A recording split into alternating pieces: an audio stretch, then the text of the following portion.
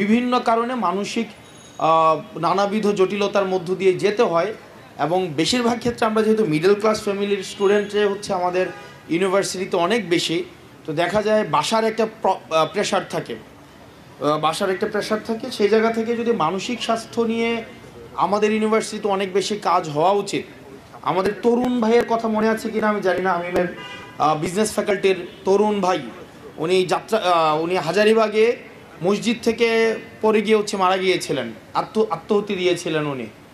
তো সেই জায়গায় মানসিক স্বাস্থ্য আমাদের এখন সবচেয়ে বেশি গুরুত্বপূর্ণ একটা জায়গা, যেখানে আসলে বিশ্ববিদ্যালয়ের শিক্ষার্থীদেরকে কেউ শুনতে চায় না। তাদেরকে মনে করা হয় তারা খুব রেসপন্সিবল মানুষ, তারা বাংলাদেশের সবচেয়ে রেসপন্সিবিলিটি নিয়ে তারা আচরণ করবে এবং তাদেরই সব দায়িত্ব। তো সেই জায়গা থেকে যদি মানসিক স্বাস্থ্য নিয়ে কাজ করার সুযোগ থাকে, বিশ্ববিদ্যালয়ের শিক্ষার্থীদের জন্য এটা একটা অনেক বড় উপশমের কারণ হবে।